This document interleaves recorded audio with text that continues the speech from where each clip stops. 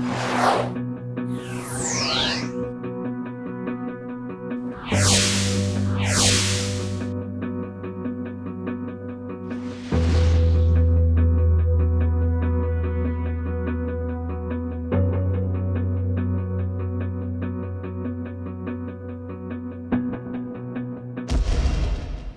morning. Dr. Lily Chan, Professor Ho Kam Wong, Mr. Chen Sun Kang, and Mr. Vincent Chong. Our distinguished guests, ladies and gentlemen, I would like to welcome you to our Global Innovation Talk. The topic today is co-creating and commercializing technological innovation, lesson from the NUS ecosystem. My name is Sarapop Kietpongsan. I'm an assistant to the president for research and innovation. I would be your host today. First of all, I would like to introduce Associate Professor Natcha Thawisang Sakunthai, and assistant to the president for strategy and innovation, and also acting director of our CU Innovation Hub, to deliver her welcome speech and also introduce our distinguished guest today. Professor Natcha, please.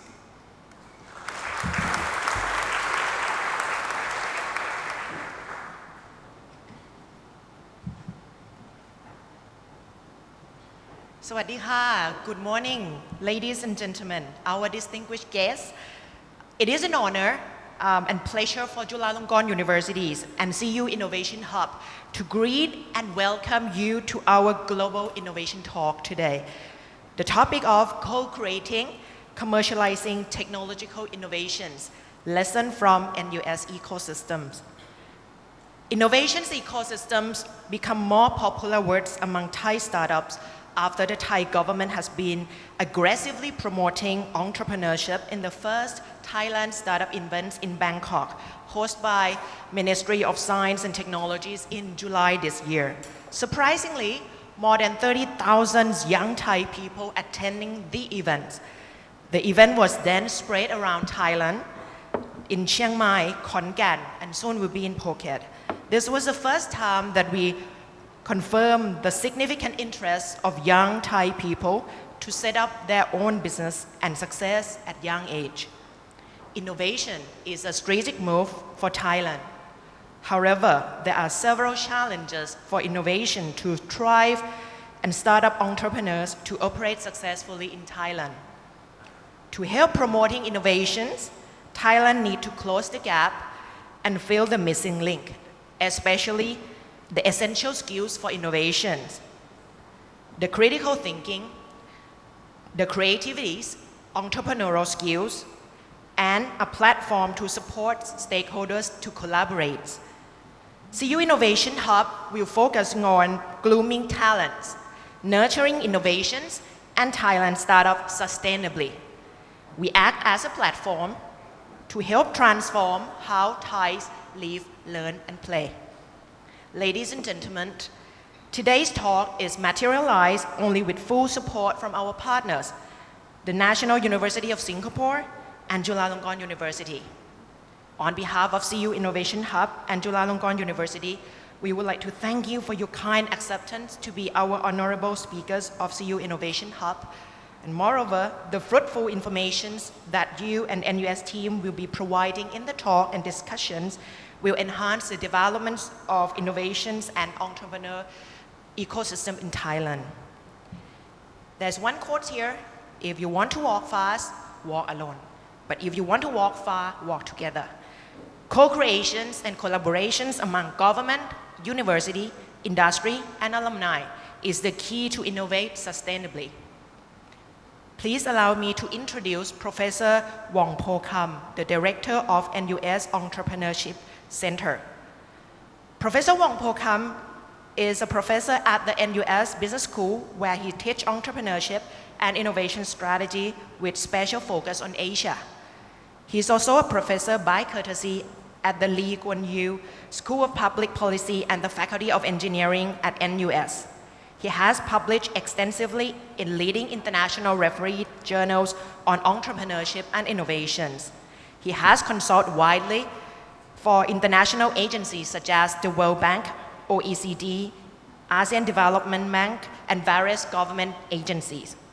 In addition to his academic positions, he also spearhead the University of Experimental Entrepreneurship Education Programs and oversee the NUS Enterprise Incubator, which provide incubation space, seed funding, mentorship, network connections, and early stage investor for startup by NUS students, professors, and alumni. He also initiating startups at Singapore, which is the largest annual business plan competitions in Singapore since 1999. He's also an entrepreneur who co-founded 3 companies prior to joining the academics. He has been an active angel investor with investment in over a dozen of high-tech startups in Singapore, Silicon Valley, China, and India. Together with Professor Wong here, we are pleasure to have Dr. Lily Chan, which is the CEO of NUS Enterprise, Mr. Vincent Chong, which is the Director of Special Project at NUS Enterprise, and Dr. Kang Chen Sun, which is the Senior Managers overseeing NUS Enterprise Incubator. So please give a big applause and warm welcome Professor Wong Po Kam on the stage. Thank you.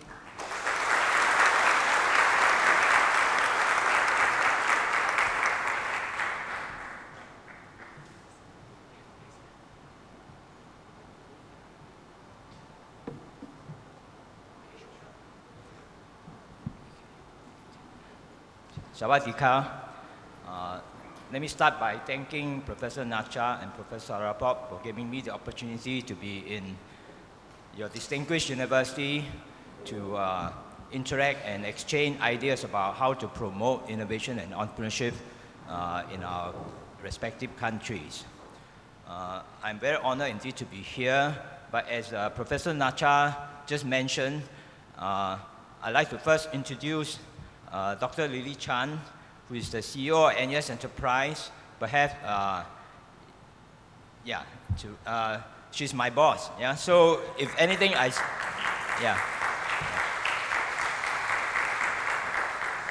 Actually, she should be the one who will be giving this speech, but I guess she has a problem with her voice today.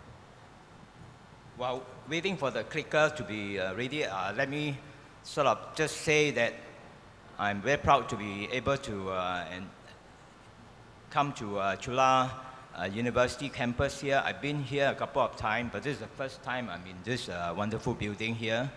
I should report back to our own university about how to improve our own university facilities to match what you have, yeah? Oh, okay. All right, okay. Sorry, yeah. So, just a picture about National University of Singapore for those of you who are not familiar. Next.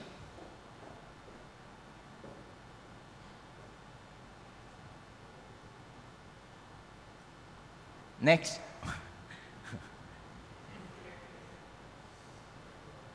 Yeah. Okay. As you can see here, that is a brief overview about NUS. Next.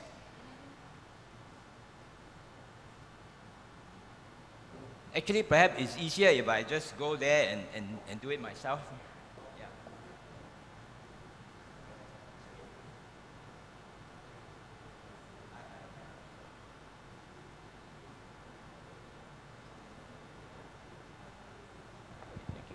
Yeah, sorry. I think maybe this is easier.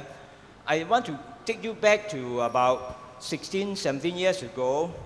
Well, in the early 2000s, NUS was at a stage where we're really looking forward to the next 20 years, what should the university strategy be? And I remember during that time, myself and several colleagues was called in by the president of NUS at that time, who had just become a president of our university, and to think about what to sort of carve out as a new strategy for the university. And let me highlight a number of what I see as very strategic decisions that was made then that has helped set the overall direction for NUS over the last 15, 16 years. First, of course, there was a strong commitment then to try and raise the bar for global research excellence and to compete internationally for talents. Many years ago, I guess like Chula, NUS was seen as really serving the manpower needs of the country by training the graduates who will help serve the industry, government for Singapore economy. But increasingly, we recognize that the world is rapidly globalizing, and therefore the role of the university also needs to be globalized. And so the early decision then was that Singapore will continue to have to compete for top talents, for the top investments, and so the university must also be global. So in other words, we cannot be seen as just playing a national role, but we have to play a global role to compete globally. So I think that context is very important because it is easy for a university to say, let's try to be more entrepreneurial and at the expense of emphasizing research excellence. The challenge is really how can we raise the bar on research excellence and at the same time to become more innovative and entrepreneurial. So both need to be achieved, not one at the expense of the other. It was very important for us at that stage to have greater autonomy in order to do so, and therefore one important decision that was made was to corporatize the university. I think in 2005, NUS was formally corporatized. This gave us greater autonomy in terms of, for example, how much we pay a professors.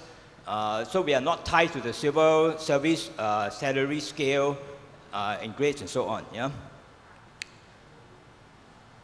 And I believe an important strategic decision made then by the president was that we need to create a new organizational entity within the university so as to be able to spearhead a new strategic initiative to foster innovation and entrepreneurship.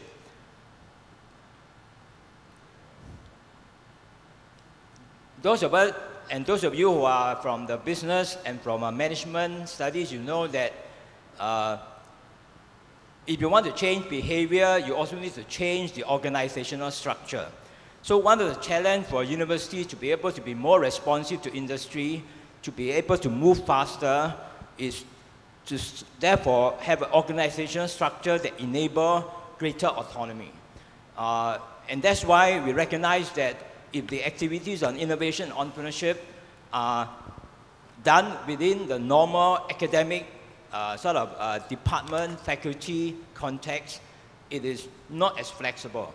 And so that is why way back in the year 2000, the decision was to create a separate enterprise that report directly to the president, headed by someone who is called a CEO, the role that Dr. Lily Chan now plays, to really to drive this new organization that comprises all the units within the university that has an industry facing, that has a focus on collaboration with industry and external partners for the purpose of innovation and entrepreneurship. And the last point, again, I think is important to keep in mind is to bring on board champions who have entrepreneurial venture investing experience and academic credibility. Because the challenge to promote innovation and entrepreneurship in the university is that you need to bring in the relevant expertise and knowledge experience from industry, but at the same time, you must understand the context and culture of an academic university, and you have to have credibility with the professors and the leading researchers as well. So I think for those of you who are in academia, you well recognize that many professors are prima donna, right? They think they know everything. You need to sort of understand what they do. Who are you to tell them what to do, right? So unless you are someone who have been like them, had achieved academic excellence, who have worked with academia, who understand how academia works, so that when you propose solution of how you work with them, they realize that you actually are one of them. And so I think that combination of having both industry context experience, and academic credibility is critical. If I may add here that Dr. Lily Chan herself has been involved in biotech startups, had worked in a very high level of government in Singapore to promote the whole biotech industry. She has been a venture capitalist, run a major biotech venture capital fund. So, in other words, she has the right relevant knowledge and context to be able to understand and appreciate what you need to do to build this link between industry and universities. So someone purely from an academia background or someone purely from an industry background may not be able to do as well. So building a team of people with that kind of background experience is actually very important. So what do we do arising from this decision? Doesn't work.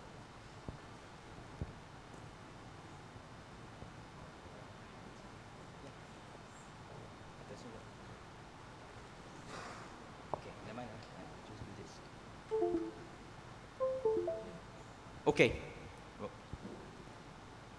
So this is a simple chart that I remember I drew up in response to the president of NUS at that time about, okay, how do we define the role of NUS moving forward in the next 20 years? And so we call it our aspirational role. This was done way back in early 2000. And we want to say that NUS should be a global knowledge enterprise and to be really globally competitive and to be able to produce the output we want, we need to look at both the input side and output side. So the output, what do we want to produce? We want to produce two things. One, we want to have talented, well-trained graduates who at the same time have entrepreneurial mindsets. So these are two different things. I mean, you can have someone who is technically excellent, but who may not have entrepreneurial mindsets. And you may have someone who have entrepreneurial mindset, but may not have the right technical skills. So the role of a university is to produce graduates that combine these two, entrepreneurial mindset and technical talents. The second thing we want to be able to help contribute to the economy is to help create or facilitate high-tech ventures. This could be new startup company, but it could be new business development within large corporations. Because increasingly, large corporations need to be more innovative to be able to compete in the global economy as well. And so we can do this by either having our technology being licensed, being co-developed with industry, or in some cases, the technology itself is not ready to be absorbed by existing industry. Then we want our graduates and want our university faculty members to be able to actually create these high-tech ventures ourselves, right? So both licensing technology, collaborating with existing industry, as well as creating new industries that arise from the technological innovation and knowledge that we create at the university. So that's the right-hand side is the output. To do this, we need to do three things on the left-hand side. First, of course, is that we need to be able to attract top talents. And top talents here is include both the professors and the students, the research fellows. And the reason they will come will be because that they feel that the university is an exciting place to be. They have the freedom, they have the resources to do cutting-edge research, to pursue their intellectual passion. So we all know that top students want to work with top professors, and top professors want to work with other top professors. So we need to create this sort of positive feedback such that over time, it is a magnet for top talents, both the professors and the students.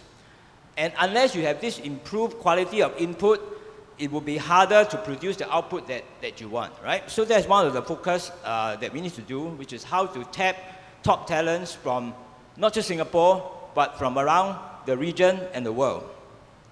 The second thing we need to do is to be able to attract leading companies and research organizations to provide R&D investment into Singapore so that they can collaborate with the university. We all know that in many cases, you go to places like Cambridge, you go to places like Boston, many companies set up their R&D center there because they want to collaborate with the universities who are doing excellent research there, because they want to tap on the top talents who are clustered around these universities, because they want to hire the top graduates from these universities. So we want to be able to use Singapore as a magnet to attract these world-class R&D investment. And increasingly, it need not be even investing in Singapore. We could even collaborate with multinational corporations who may have their headquarters somewhere else, but who want to do some collaboration with us. And thirdly, we want to be able to attract all the relevant players in the entrepreneurial ecosystem to be interested to work with us and to eventually cluster around us. We all know that what makes Stanford sort of unique is that right next to Stanford is Sand Hill Road, where all the venture capitalists are. Right next to Stanford are all the leading law firms that work with startups. And right next to Stanford are a lot of the angel investors and so on. So we need to be a catalyst to create this. We recognize that Singapore, way back in the 1980s, 1990s, we didn't have that ecosystem. We have to start somewhere. So we feel that the university can play a role by helping to stimulate and encourage these collaborations between these ecosystem players and the universities. So our job is to really be able to attract these resources to come to work with the university to enable us to co-create the output that we wanted. Right, so that leads us to what is our goal. So way back in the early 2000s and continuing to be refined in terms of our focus, these three broad ideas. First is how can we inject an enterprise dimension to NUS teaching and research involving all students, staff, and alumni, and in all faculties. So it isn't about teaching entrepreneurship in a business school. Although as a professor in the business school, I do teach that, but it's about reaching out to all faculty. Doesn't matter if the student is from engineering, science, humanity, architecture, they all have a role to play in the entrepreneurial economy, and we want to provide an opportunity for all of them to learn about entrepreneurship, to develop this entrepreneurial mindset. So it isn't about doing things separate from the rest of the university. It's to see how we can complement and inject this dimension into all the existing activities. And for those who have become interested to pursue entrepreneurial or innovative activities, we want to create an environment that is conducive for them to do so. So this is the challenge that we have set ourselves. And thirdly, of course, before you even get people to this stage, there's a broad challenge of how do you promote the spirit of innovation and enterprise across the entire campus, and even reaching out to the campus to our alumni and so on, tapping on them to help bring some of this spirit of innovation and enterprise from industry into the campus as well. So the three areas that we try to focus on that I will touch on briefly today will be what we call experiential entrepreneurial education. Secondly is how do we foster an active industry partnership? And thirdly, how do we provide the support infrastructure to the students, staff, and alumni who want to actually go and start their own businesses. Last but not least, we believe it's important as a university to become a thought leader in innovation and enterprise. So innovation and entrepreneurship policy itself also need to be innovated and changed in much of Asia. And so part of the role that we think the university can play is to come up with insights and with the analysis to guide policy making both at the university level as well as at the national policy level. So let me touch briefly about experiential entrepreneurship educations. First, let me emphasize why we believe in experiential learning. That's the key word. We believe that entrepreneurship is not something that you can just learn sitting in a classroom, reading textbook or reading lectures. It is something that involves not just the cognitive understanding, but also the emotional understanding and the emotional sort of mindset, the risk-taking attitude, the ability to tolerate ambiguity, and the willingness to take action when not everything is known, is something that you need to learn experientially. You cannot learn just by reading and studying in a classroom. And that's why we believe a foundation and a cornerstone to our approach to promoting entrepreneurial learning is to try to give relevant experiential learning. So one of the flagship programs that we introduced way back in 2000 was a program that we call NUS Overseas College. So we actually started to embark on the program in year 2000, and the first program was launched in 2002. I remember that time I was on sabbatical at Stanford and working with the Stanford University folks to try to launch this first program. So the core idea is this. Way back 15, 16 years ago, we recognized that Singapore at that time was not a very vibrant place to be if you want to be a tech startup entrepreneur.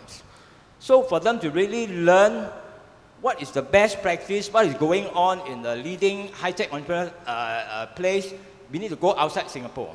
And also, unlike Thailand, Singapore has a very small domestic market. We are about 5 million people. You know, unlike Thailand, you are almost 10 times our size. So any tech startup that wants to become successful, they need to be able to go out of Singapore. They need to be able to go to market outside Singapore. They need to be able to leverage talent from outside Singapore.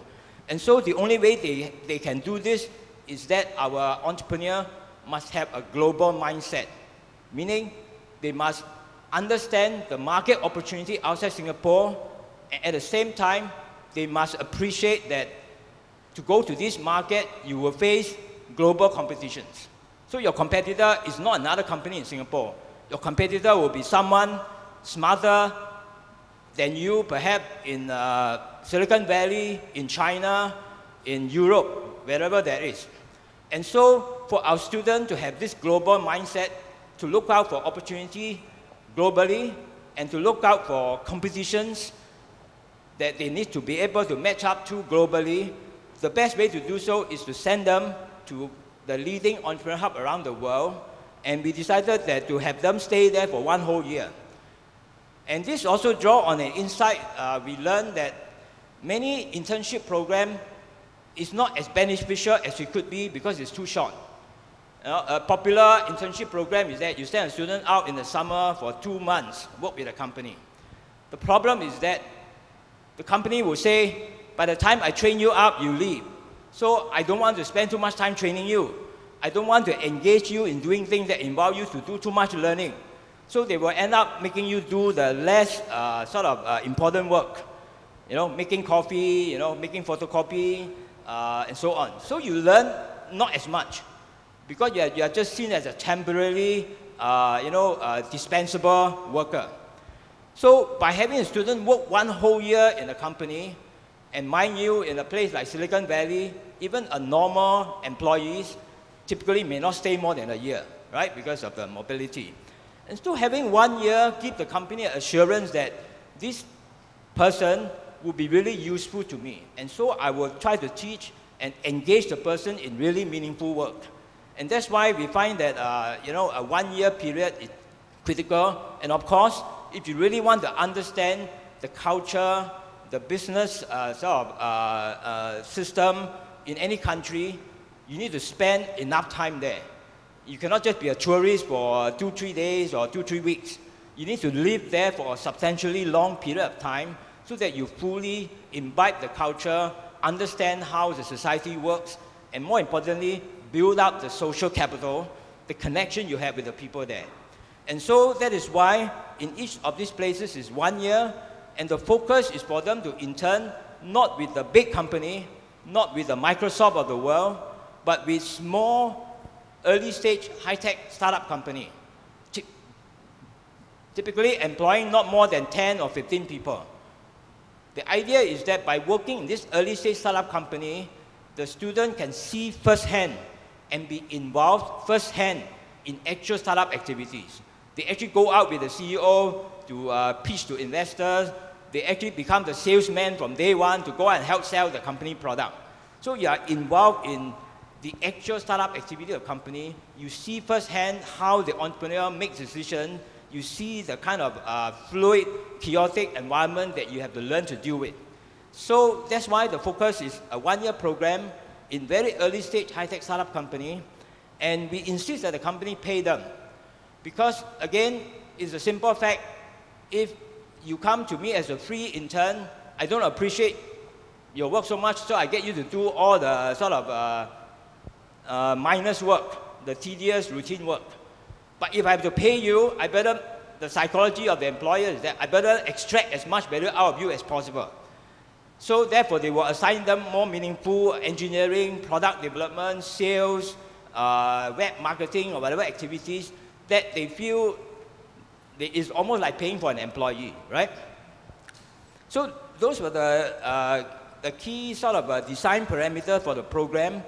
And another important part is that we want the student to have an opportunity to also take some courses in entrepreneurship in a partner university in every place they go. So when we first started in Silicon Valley, it was with Stanford. But in all the other places that we have gone to, as shown in this slide, we've gone to Beijing, Shanghai, New York City, Israel, Stockholm, and the two new places we are going to is Munich and Lausanne. The idea is that in these places, these are the leading entrepreneurial hubs. So the students get to attend classes on innovation and entrepreneurship with classmates who are the top students in their respective university and who are also entrepreneur-minded. And so this building of a social bond, of friendship, what we call social capital, is very important. Because if later they come back to Singapore, they want to start a company, they can call up their friend, their classmate in Beijing, their classmate in Silicon Valley. That's how you launch a global company. That's how you leverage on the connection and resources you have. And so this will help them not just to be able to apply what they learn in their classes in these other partner universities, but more importantly, to be able to learn how to build social capital around the world, right? So that's the core idea in this design. And I'm happy to say that although we started it as frankly, an experiment, we are very grateful to the president who was willing to sort of back us to try this unproven approach. We need to have the president to even arm twist some of the faculty deans, because the number one instinct of some deans is that if the student will go away for 1 year, although they can take some classes in the partner university, but they cannot take a full academic load. That means the student will have to defer their graduations. They may have to graduate one semester, in some cases 1 year later. I don't know about Thailand, yeah? But in Singapore, universities, administrators are being measured by how fast we graduate our graduates. You know, if our student gets stuck in the system and a normal 4-year degree, you graduate 6 years, you're holding up a place by somebody else. So therefore, we actually get penalized by the Ministry of Education, right? And so it does take a very strong support from the top, all the way from the president and from provosts, to be able to get this program off the ground, to convince the academic cluster that it's worth trying. So when we first started this program, I remember having discussion with the president then, and we said that you have to think of it as a 10-year project. In other words, you cannot evaluate what is the impact of this program within 1 or 2 years of the student coming back. Because we are in the business of changing mindset, and mindset change takes a long period, we actually did not promise the president that we will produce many startups by this alumni. We say many of them, when they come back, finish their degree, they will still go on to work for a big company, work for the government, but hopefully all the time their mind are thinking about, I want to start a company. So even if I'm working in a big company, in the government, I'm constantly looking out for acquiring knowledge, contact, resources that would enable me maybe 4 to 6 years, 8 years down the road, when I have enough contact, confidence, knowledge of the industry to start company. So that's why we told the president, evaluate us after 10 years. So we never promised, actually, as a KPI that we produce a lot more alumni startup. Having said that, however, we are very pleased to say that the graduate from this program, every year NUS conduct an annual graduate employment survey, where we find out from our graduate within 12 months of their graduation, what are they doing? Which company are they employed, and if they're employed in which sectors and so on. So based on this annual survey, we have found that on average, about 1 to 2% of our undergraduate who finish 4-year degree program will be involved in self-employment or starting up their own business within 12 to 18 months of their graduation. 1 to 2%. However, graduate out of this program is about 7 times more likely to be involved in starting up their own company within 12 months of their graduations. So it is about almost 1 out of 12 or 1 out of 10 will actually be doing so. So it is, to us, it's a bonus. The other interesting outcome we saw is that, again, I do not know, this is probably true in Thailand. NUS as a top university in Singapore, many of the graduates are highly sought after by big multinational companies, big local companies, and government. So a lot of the parents also expect their children, when you go to a good university, you then go and work for a good company, big company, or work for the government. However, one of the indicator of mindset change is that we also find that a much larger percentage of the graduate of this program chose not to work for a big company, but work for a young company. So even though they have not started their own company, but they chose to work for a young startup company. That to us is also an indication of the entrepreneurial mindset change.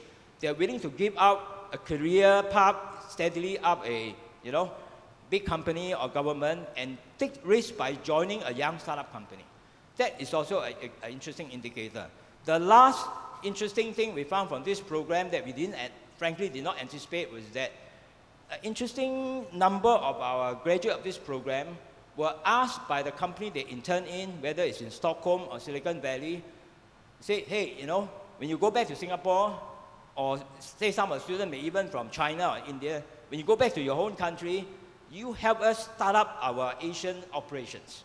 Because many of these startups are expanding into Asia, and they see this intern as the ideal candidate to help them grow in Asia, because they understand the company culture, and at the same time they are from Asia.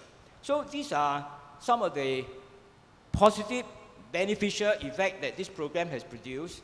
And of course, to multiply this, one of our goals is that each of these students who come back hopefully will infect several other of their classmates and friends to be interested in entrepreneurship as well.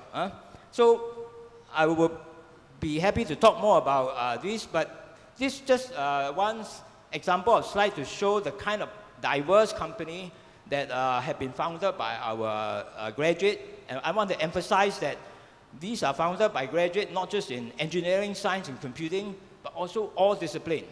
Some are from humanities, from political science, from economics, to kind of highlight the point that entrepreneurship is actually for everyone.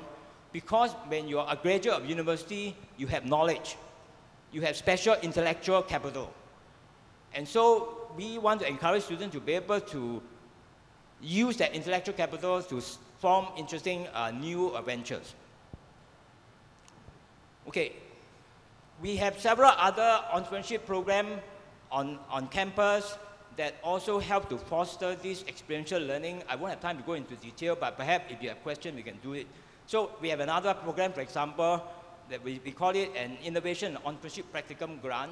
We have 2 calls for proposal a year. Any student on campus can come up with a proposal, and we think the idea is interesting. We give the student up to $10,000 to go and try and validate and build something to see if it actually has a potential need. Again, the basic idea is that students should not be just thinking. You know, a lot of you, I'm sure, heard of the catchphrase say, get out of the box, right? To be innovative, right? You all heard of the word, right? Get out. I mean, to think out of the box, right? Sorry. To think out of the box, right, is usual advice, right? For you to be innovative. We think that's not good advice. You shouldn't think out of the box. You should get out of the box. Because the only way you really understand how to innovate, who you are creating value for, is to get out of your comfort zone, go out and talk to the potential industry or whatever, and find out what problem they really have. And if you really understand the so-called customer problem, then only you think about how my knowledge, my technology can add value to them. And the only way you get that knowledge is not by sitting in your room and think. You can think for many, many years and you will never understand the problem. And therefore, you'll never be able to innovate. So what we want the students to do is that you get out of the box. So we find all kinds of ways to get students to actually go out and try and do something. And this is part of the entrepreneurial mindset. The mindset essentially says that if there's an opportunity there, go and validate and find out. Don't sit and think. Right? The knowledge is not inside the room. The knowledge is outside the room. Yeah? And insofar as understanding market and customer need is concerned. Okay, let me move on to talk about active industry partnership. Like many universities, we have an equivalent organization called Industry Liaison Office that essentially manage and protect the university intellectual property. And once the intellectual property is created, then think of ways to help market, promote the commercialization of that technology through various forms, mechanism, typically through licensing the technology. And in some cases, when we realize the technology is too upstream, too raw to be of interest to the industry, we then take selective bets to invest in translating these into something closer, demonstrable to the industry so that they will have a stronger interest, right? So a key way to do that is the whole idea of co-creation, right? That you need to sort of form partnership. So we need to collaborate with external parties to market, match, and place technologies. I guess we have done our job well enough that when the National Research Foundation, which is a national organization in Singapore, want to sort of fund many other sort of research program involving other entities that they actually ask NUS to become the technology license, technology IP management agent for them. Yeah? So we manage the IP not just for NUS created IP, but also for IP created through, for example, our research collaboration with MIT and other foreign universities that have been encouraged by the government to set up R&D in Singapore. Yeah? I probably will not go through in detail some of these specific roles of the ILO that go the range from the usual sort of evaluating invention disclosures to decide which one we should file patent, and if we don't, what other way we can use to protect the intellectual property. Then having created the property, how to best manage this property use, and also to provide all forms of support to the faculty who actually have created the IP in the first place. We follow the American system whereby any IP created by professors or in the course of the research funded by the university is owned by the university. However, the professors can have an exclusive license of this invention from the university if they choose to start up their company, and if we decided that there is no external party who are better placed to use and exploit this innovation. Yeah? So this involves, as I mentioned, collaboration with external parties. It involves, negotiating contract and research agreement that somehow protect the university interests. One challenge we see in much of Asia is that, and I've talked to colleagues from China and all that, is that in the initial phase it's difficult because many industry partners, they want to work with university, but they want to own and control the IP. We believe that the university must over time be strong enough that we can say that it is jointly created, it should be jointly owned. And so learning how to manage this process and learning how to protect the university's interest is important. The other key idea here is that very often the professors need to be educated about the importance of IP protections. In other words, if you make a discovery, don't publish it and don't present it in a conference yet. Clear with the ILO about the potential to actually protect it, and so perhaps file a provisional patent first before you disclose it. So important ideas like these will help a long way to protect the intellectual ideas that are generated by the universities. A lot of the work involved building up partnership with industry, getting them to be interested in what we're doing, and also learning the use case from industry. Meaning, one of the reasons we go out talk to industry is because we want to find out what is the problem that they face. So instead of imagining how our technology can be of help to them, we should actually go out and engage them and to tell us what they are looking for. And so part of the role here is that we help aggregate that information and disseminate it back to the various faculty so that we find the right fit. Often, sometimes what the faculty thinks is the industry partner may not be the right partner. So I give you an example. We have a professor who had worked on some advanced material, and because he is from the civil engineering and material science, he thinks that the application will be in construction material. But it turns out that through our introduction to orthopedic surgeon, within 5 minutes, the orthopedic surgeon say, this has application in orthopedic. But because the professor had never dealt with the medical profession before, he didn't see this opportunity. So that's why it's very critical for us to be able to improve the matching and sort of interaction with industry to be able to find what is the right use of technology coming out of the university. And in fact, I have to admit that one of our strong interests to come here and learn from you is that we also want to learn how you do this, but at the same time, we also want to see there may be industry in Thailand that may have needs that our inventions may be able to be part of a solution for. It's just that our professors sitting in Singapore may not know what your industry requirements are. I was just talking to Thai Bill, the CEO just now, and it's an excellent example where, you could be having needs that our professor may not know enough. So I hope the next time you come to Singapore, we will invite you to meet some of our professors, yeah?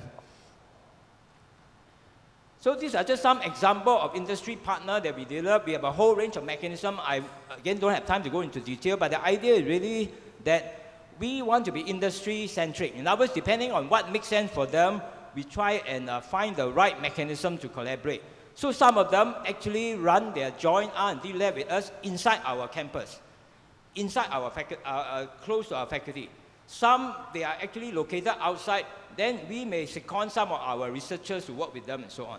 There's no one fixed formula. The right formula is really what makes sense for that industry partner.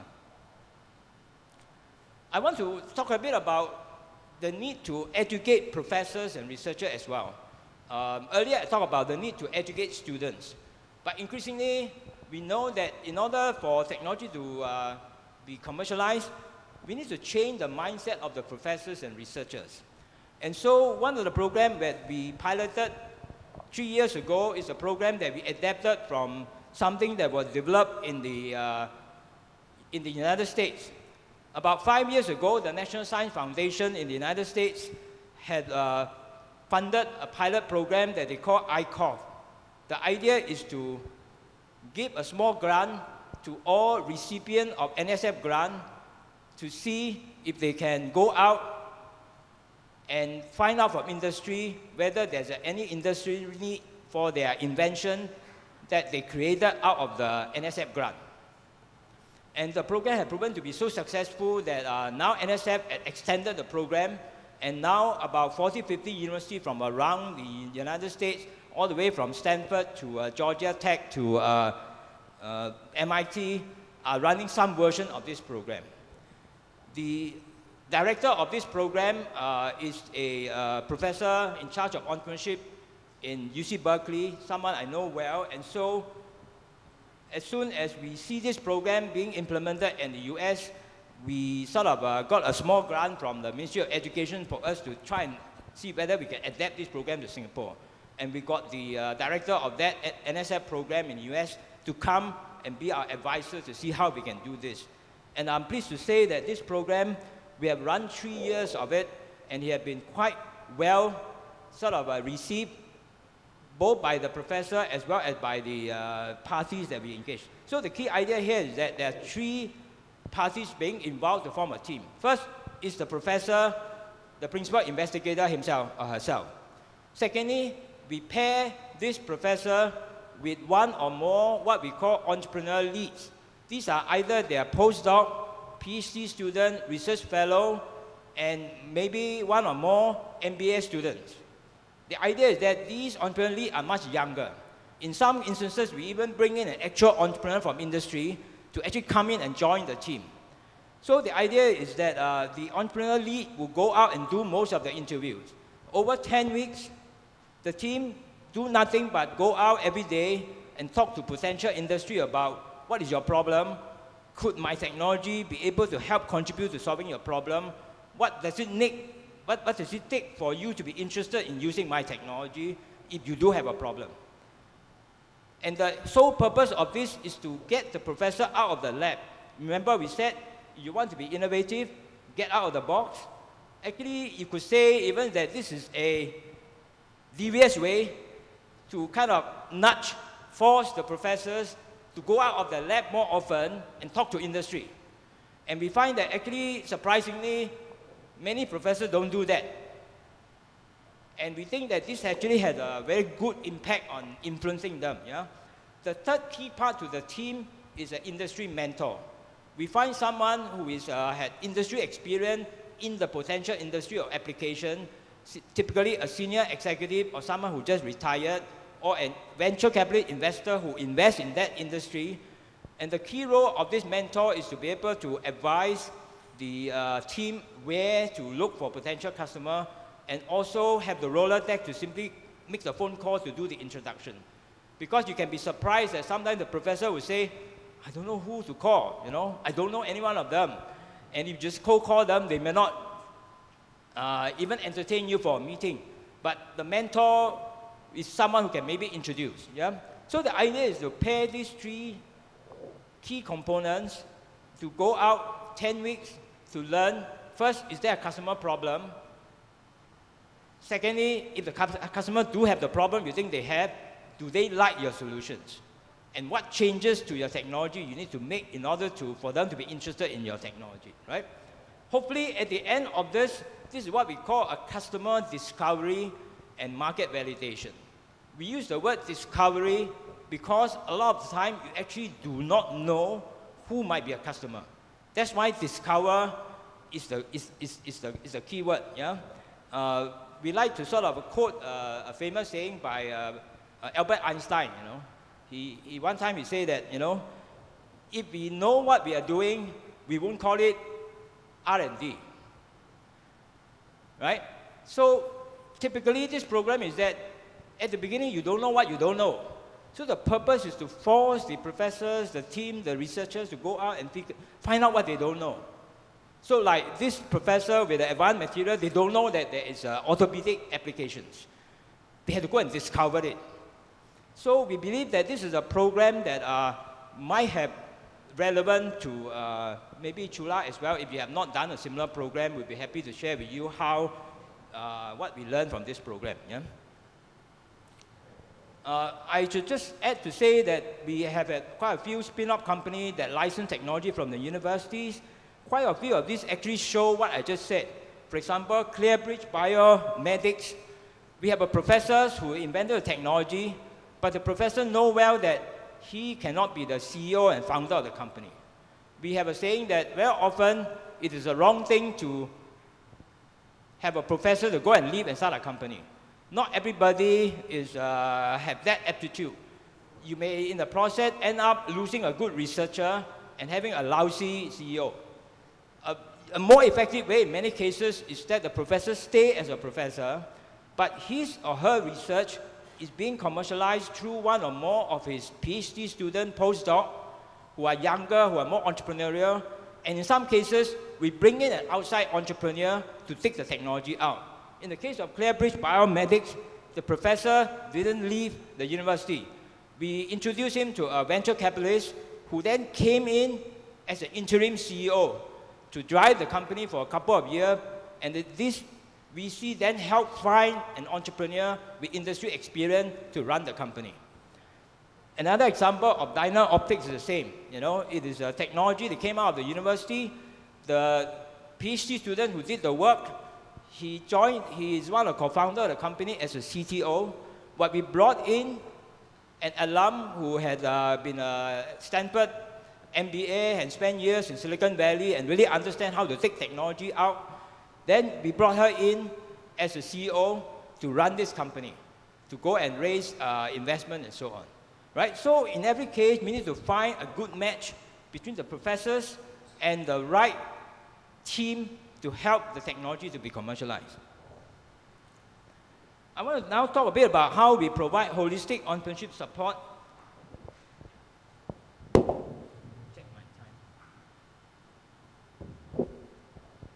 Okay, so we have created something called NUS Startup Runway. And the image here is that we are trying to help imagine an aeroplane that need to take off. Before the airplane can take off, they need to have a sufficiently long runway to prepare them, right, for the takeoff. So what we want to do is be able to provide all the help that are needed from starting to when the plane can take off. After the plane has taken off, in a sense, it is not really our job anymore. We are educational institutions. Once the plane is taken off, it's the job of the venture investor, it's the job of the corporate investor, it's the job of other stakeholders who have now invested in the company to help them grow. Our job is to take them to the point where outside investors, outside corporate partners can work with them to accelerate the takeoff. So we provide a wide range of services, but let me emphasize here is that this is really a very entrepreneur-centric approach, meaning it is not a one-size-fits-all. Depending on what the needs of the startup entrepreneur, we find those aspects that they are short of and provide them. So a range of services, but some may take all of them, some take only one of them, depending on their needs. So one of the ways we do this, of course, is to have incubation facilities. We have an on-campus facility called the hangar, which is the top picture. And again, the hangar, the imagery is that this is where the aeroplane, sits before it proceeds to the runway. Yeah? And you could also say it is a helicopter pad. Yeah? For the venture to take off. Yeah? The bottom picture is the picture of an old flatted factory building for small and medium manufacturing companies that was built